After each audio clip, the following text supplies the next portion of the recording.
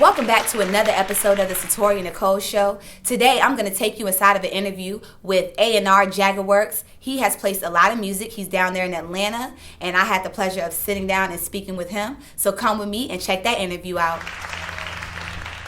If you have a dream, you just go for it. No pause, just do it, man, go for it. If they say you can't, you go harder for it. Don't stop, just do it, just go for it. If you have a dream, you just go for it. No pause, just do it, man, go for it. If they say you can't, you go harder for it. Don't stop, just do it, just go for it. Just go for it, just go for it. Just go for it, just go for it. Just go for it, just go for it. Just go for it, just go for it. Just go for it, just go for it. Just go for it, just go for it. So what's up, world? You're tuned into the Satoria Nicole Show. I'm sitting here with Bruce Jagger. How are you? I'm doing great. How are you? Good. So you're here from Atlanta? Yes. Are you from Atlanta? No, actually, I'm originally from New York, Bronx, New York. So how long were you in New York before you went to Atlanta? 15. So I actually started my 9th grade year in high school. It was the Bronx, but it was kind of on the way to Queens. It was a private school, and then over the summer I moved to Atlanta and been in Atlanta ever since. Okay, so like, how is it like being in such a fast-paced entertainment industry compared to like here in Virginia? Because I know you've come here as well. Oh, it's really interesting because when I even got to Georgia, it was really nothing really popping. Like when I had moved there as a teenager, that's when Little John started to pop. So urban music was already kind of set. We already were familiar with Outkast or Goody Mob and Usher and you know what I'm saying, TLC, everybody that was related into Atlanta culture of music. But only lately, I would say the last 10 years it became like a mecca. Now you have all-star artists coming out of Atlanta as well as producers. So the one thing I would say the difference between here and Virginia is like this is one thing I always had said from the jump when I got here. It's about the unity piece. In Atlanta, we are unified because at the end of the day, we all want to get money. So no matter what somebody got going on, even if we're doing the same exact thing, we're going to find a way to utilize each other to carry each other to the next level. You know what I'm saying? As in Virginia, it's so much talent that I feel sometimes people feel like they got to hold off giving people gems. Like, but together, you know what I'm saying? Y'all could be so much bigger. Because like Virginia has so much talent that's came out over the years, and even with me being a successful A&R, my first producer came from Newport News. Wow. My first producer I got a major placement with, got a single that actually charted on Billboard, and was able to catapult him to get signed to a major label from Virginia. So you're considered an A&R? Yes. Okay, so you've placed music with a lot of different artists. Who are some artists that you've placed? Okay, I'm gonna start naming stuff, and I'm not trying to be bougie or nothing. Okay, but I'm gonna go down the list. T.I., Jeezy, 2 Chainz, Big Sean, Travis Porter, Kid Ink, Meek Mill, Wale, a lot, Young Buck. Killer Mike. Wow. It's Saha the Prince. You know, it's a lot. It's like the list just goes. No, I mean, the list really goes on. Like, it's a lot of artists I've just met over the years, and you know, working as an A&R independently, you know, I didn't have the luxury of just having an artist to work with. I had to like find artists to work with. So I would have to go online and listen to music research, find road managers, find A&Rs, labels that work with them, and you know, shop my music that way. So you don't work with any labels? No label. Okay. Never was worked that label. So haven't worked that label. What are some like different ways that you like went to find artists? Like, was it certain websites? Oh man, like when I got really into A&R, because at first I wanted to be involved with music, but I didn't know what exactly to do. So my first role in music at all was street team. I did street team for Bryan Hustle. So I used to put CDs out places, used to help with events, and worked my way up from that angle. And then used to go to the office, and I would help put CDs together, help do whatever, run errands, whatever I can to just start learning the business. And as I grew into that, essentially I got moved to the studio. And at that time, they had signed these producers, Nard and Beat. You know, they're pretty big at this point now in their career, but at that point they were starting off.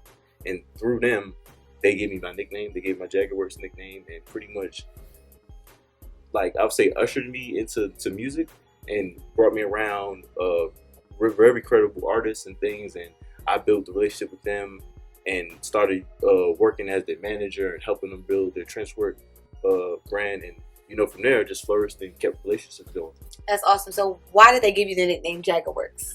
Yo, this is funny. Most people don't know this, and yo, if R&B, if you guys see this, it's like, I don't think y'all think I know, but I know, like, because I'm quirky, I'm wacky, you know what I'm saying? Like, I'm not what you would say a rap industry person or even A&R. Like, I'm really, like, I use LOL when I text a lot. Like, that's just me. But basically, they named me after Mick Jagger, and they call me Mick Jagger because of my long eyebrows. For some reason, it just reminded them of Mick Jagger, so it was like an inside joke. So they'd be like, "Yeah, you got them Jaggers," and then they started calling me Jagger. And then from there, everybody that was affiliated with like Grand Hustle and artists started calling me Jagger, and I just kind of ran with it. We're going to go ahead and go into a commercial break. Don't go nowhere. You're tuned in to the Satoria Nicole Show. We'll be right back with more of that interview from Jaggerworks. Don't go nowhere. April 15th, it is going down at Montego's Island Grill, 1630 General Booth Boulevard. The $250 Get This Money Showcase, judged by myself and LaRon Bishop. So make sure you come out and support the artists. It's going down. Like I said, doors open up at 8 p.m. Showtime is at 9 p.m. It's going to be vendors in the building, and it's at Montego Island Grill, 1630 General Booth Boulevard. Being that you don't work with a label, how do you know what labels look for and what they're really looking for? Oh, to be honest, it's not even the label that I needed to find information. It's just social media. Like, me coming up, I came up in the Facebook era, then the MySpace era, and then it didn't turn into Twitter when only Wiz had like 100,000 followers, and seen it. So I kind of was able to tap in. And at Twitter at that time, you could hit up most artists or most artist management. They had pages, and then you connect from that angle. Because sometimes with label A&Rs is that they're stockpiled with work. A lot of them are more office desk people more so than they're actually in the studio. So in some cases they'll be tentative to want to listen to music, and then some just are just like they're just programmed to I work record for radio. I need single. I'm not even worried about this. We have producers over here. I don't even need young. So that's kind of like why I have certain relationships with A&Rs at labels, but most of them are like personal relationships with artists that I probably just met out at a store, and I was like, yo, I like your music. Is there a way I can send you music? And then I'll send them music, or I'll meet their manager, or I'll meet their road manager, or I'll meet their camera guy or engineer, and build those relationships from that angle. Smart. Definitely smart. So as far as dealing with these artists as they start in the game, yes. Is there any advice you can give to artists as far as investing in themselves and what you had to see artists go through to make it to where they are today? Okay, well, the first thing I would tell any artist that is up and coming that wants to do this professionally, because it's never really a profession until you start seeing some type of residuals from it. So I was told when I first started that this was my hobby. And I took offense to it because, when it's your dream, it's like, what do you mean this is my hobby? This is my life. This is my career. But realistically, until you see some monetary gain, it is that. But it's just understanding that this game takes time. Like, nobody finds success overnight. And usually one-hit wonders are one-hit wonders. If they have a quick single, they usually tap out before they even get to a 5-year career. You know what I'm saying? So that's the first thing I would tell artists from that perspective. And then next is continue to build your net worth, with your net worth through your network. You're gonna have to spend money to do this. There's no cheat code in music. If you're a producer, you're gonna have to buy equipment. If you're an artist, you're gonna have to pay for studio time. You're gonna have to buy beats if you don't have a producer. Those are the things that you have to do. And it's just understanding that nothing's free in this game. Nothing's given to you. You have to earn it and work with it. But I'll say this: if you do it with good intentions, you do it with I would say a focused conscious, meaning that you're not trying to I don't know if I can curse, but F people over. You know what I'm saying? You'll be fine. you'll be fine. Like I'm like right now I have an artist out of Atlanta by the name of Zeus. He's a Jamaican rapper. He's been in, I would say, the United States, living here for about 3 years now. He is born and raised from Kingston, Jamaica. So when he moved down to Atlanta, he was 22, I believe, and he's now 25. You know, he happens to be one of my best friends, greatest guy ever. And the one thing I would say, in as an example of him, is that just stay steady in your grind. April 16th is going down at Sideline Sports Theater. Binky Baby's single release party of her single Catfish, hosted by Vicky Secrets and myself. Be in the building, 3497 Holland Road, Virginia Beach, Virginia. Binky's single release party. Like, labels are not going to give you a shot. Right now, they're playing the game of how can we make money so we don't close down and everybody's out of a job. So realistically, they're looking at only statistical things. Most people don't know too about music right now is that the radio is nothing but a facade. It is smoke and mirrors. It is not real. People are paying for their spins. Let me tell people that again. People are paying for their spins. I know there are major artists right now that have top 40 records of last year that spent over $90,000 for some of these records, $100,000 for some of these records. So the perception seems that when we listen to radio, dang, this is what's popping, but it's really not. It's a facade. That was a big argument on my Facebook timeline, I want to say about 3 weeks ago. And that was the argument, like, artists aren't paying for their spins. And I'm like, yes, they do. Yes, like, they how are. do you think these songs just play over and over again? And it's almost like psychologically, you get so caught up into hearing this song all the time that it becomes your song. Exactly. It becomes your jam because you didn't heard it so many times. It's slick brainwashing. I'm not gonna lie, but I've understood that, and you know, like I actually over the summer I went to LA for 2 months and I just worked and just building, going to have a couple meetings. I don't want to say the label I was at because I don't want to get any A&Rs messed up, but basically I went to a meeting just to talk to them because I've known them for years and just understanding what labels are looking for because I have an artist I'm pushing, so you just want to know. And realistically, they're just looking at statistics. Like, they're not even looking at the talent base. It used to be a day and age in music where people would find somebody, even if they didn't have nothing, and build them up to be something. Mm-hmm. Now it's like, all right, you got something? You got you got an IG, you got Twitter, it's a poppin'. How's your Snapchat? How's your Facebook? How's your YouTube? You know what I'm saying? You got a SoundCloud? How's your SoundCloud? They got radio. What's radio doing? Let me see the spins on that. They got something on iTunes. You put out a single. Let me see the numbers on that. Everything is research. No, for real. Everything is research. Like, nothing is just organic. Like, I believe in this, and if it is, it's because of the share pitch that they have with the artist. They might be getting a certain percentage of publishing or royalties from this artist. So you have to, you know what I'm saying? That's why, like, when certain artists are mad when another A&R, it's not that. It's not like they might not mess with your music. It's because they're not in a position to mess with your music anyway, because they have the boss just like you have a boss. So when they try to bring this up and coming artist to the president of a major label, they're not looking at the artist as, oh, we try to build a career. We just look at them as a quick check. How can we keep the lights on? Labels right now have the mindset, how can we keep the lights on? Because now, in our day and age, the internet is so dangerous. Nobody needs. It's like we can get our own distribution now. Kanye just proved that. He's gonna go platinum without no physical copies. Plus, because the streaming certifications have changed. So now streams account for album placement. So I'll give you an example. Like they just recertified all of J. Cole's albums. All his albums are multi-platinum. I think they gave Big Sean $2 million for his album.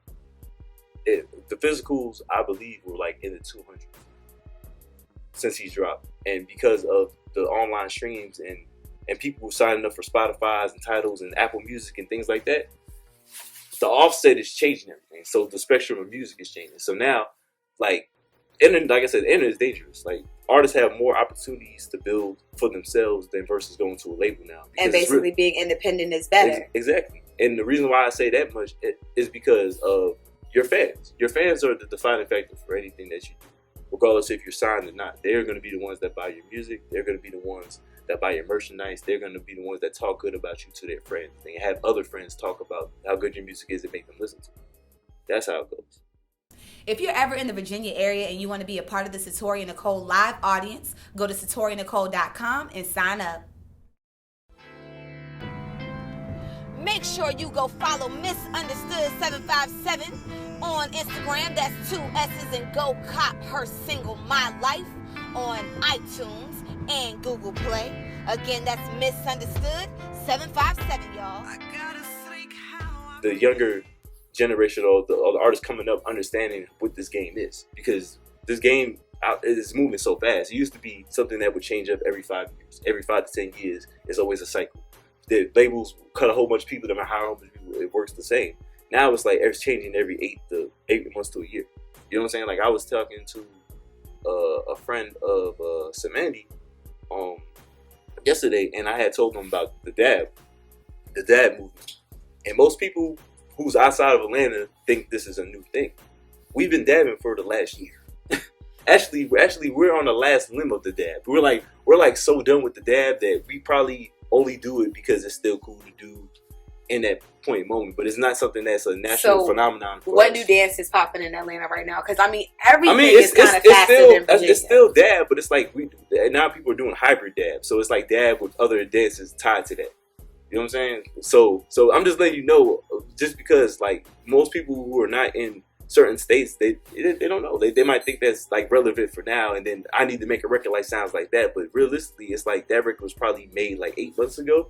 So you're late to the party. As I like to say, you're late to the party. And if you want to be, successful in music, you have to forecast. You have to know ahead of time what's gonna pop. You know, that's like the culture shift in just this music in general. Like when I was coming up and like as wanting to be an A&R, trap music was still a very popular thing. Trap sounds, Jeezy and Tip were at the forefront of their careers. I like that type of stuff, but I embraced the hipster side of Atlanta. All the skinny jean wearers, all the emo kids that used to make fun of the artsy. These are all people that I know now to be successful in music because they was in tune with what they did, but they rode the wave. And because they was on the wave and rode it, they was able to gain success with it. So it's like you have to forecast. You got to figure it out. If you like the Satoria Nicole talk show, make sure you tune into the Satoria Nicole radio show at www.satorianicole.com every Sunday from 10 a.m. to 1 p.m., where consciousness meets sexy. Do you love the Satoria Nicole talk show? Well, become a sponsor today. Find out how you can become a sponsor. Just email SatoriaNicoleMarketing@gmail.com. Trap life. I did this shit in my past life. I'm a veteran, you still undescribed. I did this shit. So what's your connection to Virginia? Like, you said you used to come here. Yeah. Your first producer came out of Newport News. Yes, like the first time I actually came to Virginia was when I went to Hampton Youth.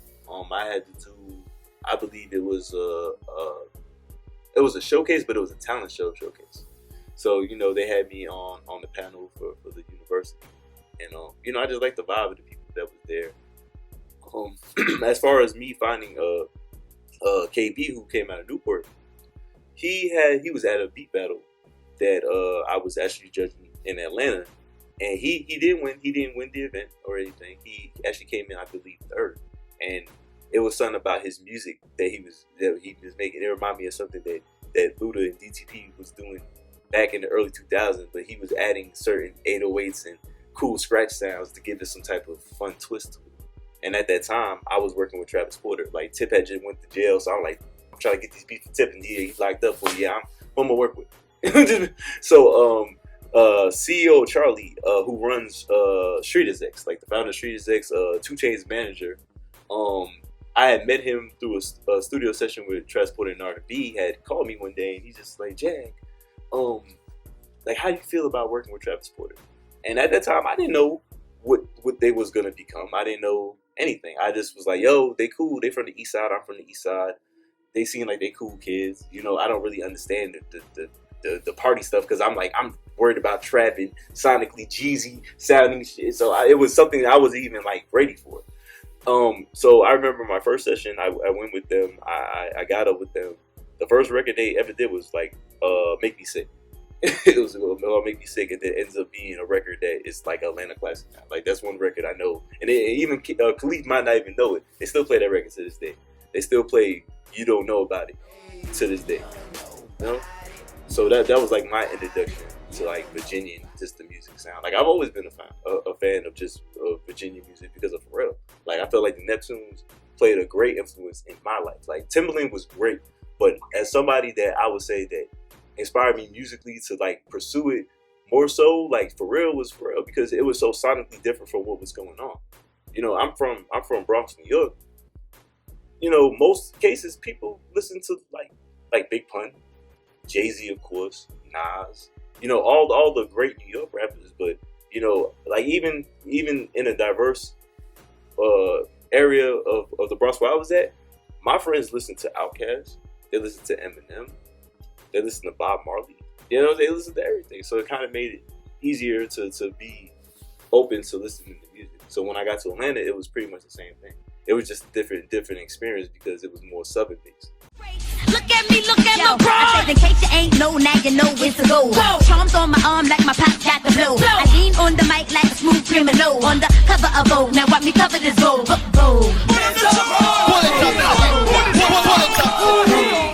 That's what's up. And then you do artist consultations. Yes. Okay, now what are some things that artists will get from you when they're doing a consultation?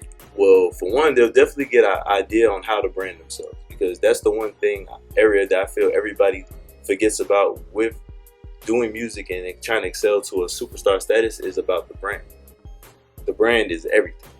In most cases, in most companies, there's no person or anything that comes above the brand. So in the consultations, I just pretty much do things like I go through your music. I ask you questions about your personal goals and what have you done in music. What are you doing to excel in that? And then I give you a blueprint to how to get to it. Because most cases, like I said earlier, that most people, especially industry people, are not willing to give information because somewhere in the midst of things, they've either got over, like business-wise, they might have introduced somebody that introduced something, they gave them money and got X'd out of it. You know what I'm saying? Or naturally, they just don't want to, you know, help people or just want people to take it without them having something. So it's just, you know, with the whole consultation thing, it's just giving an insight on how to move that. And then on top of it, if you're dope, I work your music. Now you have like such an extensive resume. You've placed a numerous amount of songs.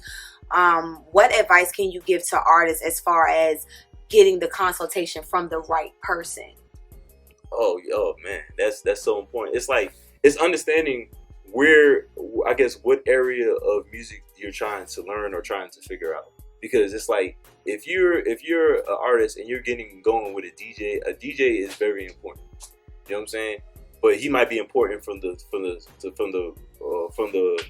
perspective of telling you about what could relatively fit in Serato's. And you know what I'm saying? That could blend with the music that's going on that he could potentially break. But at the same time, he might not be the right person that can get you to an A&R that can give you the right music. How do they get in contact with you? Well, if you hit me on Twitter, and you know, and there's one thing about me, like I'm not a person who just answers everything. Like I don't follow everybody because I'm very particular about my space of energy and what I want around me and what's going to affect me to keep me focused. That's one thing I've been trying to narrow in this year because I'm so sidetracked with other things and other people. Is that? But in most cases, if you do need to hit me, you can hit me at JaggerWorks. There's Jagger, and works with an E, not an O. And you can hit me on there. And also, I have an email, the unatlbiz@gmail.com. And you know, I answer all emails. Okay. I answer all emails. So even if I don't get back to you right when I can, I will essentially write you an email and you know, and try to see how we could discuss business. Because in some cases, it might be something that somebody might be interested in and they just don't know about it. And, you know, I give them some intel and, you know, my credits have help. That's one thing that I kind of strive for, I guess, to get to this point now was that I want to be known for doing a good job. Not because I was an A&R at a label and I signed this person 10 years ago. Like, I want to be the guy that just was consistent the whole time. that moved with the times and was able to help change people's lives. Because I feel like that's why the people that we look up to did it. They did it to change the people's lives around them. You know what I'm saying? It was money based to do it, but it was really essentially that, and it helped the team. And that's one thing else I forgot to say. And just understanding, just with my consultations and working with artists, most of them or even producers, most of them don't have a team. They don't really have. They have like maybe a manager, but don't have a cameraman, or maybe have a cameraman, but don't have a manager, don't have an engineer, don't have a producer. It's about your team. It's a team dynamic. You know, like I'm into sports. Like I state, I'm into sports. I love team. If you look at any of the great champions of anything, it's always been team based. If you look at Rockefeller, team based. Look at Violator with Chris Lighty, team based. Or everything was team based. Everybody played their role. It's like once artists and producers understand that, they'll move a lot further. When you got somebody that could get you 20 points a game, let them get that 20 points. You get your 10 assists. And while they get their 10 assists, you got another person that's gonna get 5 rebounds. And then there's gonna be another person that might get 5 blocks. And then you come together. And then when it comes together, it'll make a bigger impact than trying to do it on your own. Because you can't do it on your own. This is not how life works. You can't do everything on your own. You have dropped some bombs, jewels, all that good stuff. Don't want to give them too much. They got to hit you up for that consultation. But I definitely appreciate you coming on the Satoria Nicole show. I thank you coming here from Atlanta. Like, that's what's up. I appreciate it. I appreciate you. Word. We out. Hope you enjoyed that one-on-one interview with Jaggerworks. But right now, we're about to get into a live musical performance with Lunatic. Money all in the double cup. Money make a double up. Counting money in enough dust. Look, I just popped another rubber band. Hey, ho, money all in the double cup. Money double up. I just popped another rubber band. Counting money in enough dust. Rather get it each and every day. For my family trying to pay the way. Cause I don't want my kids to ever starve. Even if it's without a day. That a day, even if it's that a day. For my family trying to pave a way every day. Grind to get it each and every day. Cause I don't want my kids to ever starve, even if I die today. Said even if I die today. Thank you for tuning in to the Satoria Nicole show. Special thanks to Lunatics. Special thanks to Jaggerworks. Make sure you meet me back next week, same time, same place. Don Moses from the I Am a Music Business Conference, I Am a Business Music Conference, is going to be in the building. And parents, make sure you mark your calendars for April 17th. That is my first kid-friendly live audience show. So bring your kids out April 17th to be a part of my live audience. Go to SatoriaNicole.com for more info. Come back next week, y'all. Are you in the Hampton Roads area? To sell or advertise your art, contact Satoria Nicole Marketing at gmail.com. Again, that's Satoria Nicole Marketing at gmail.com.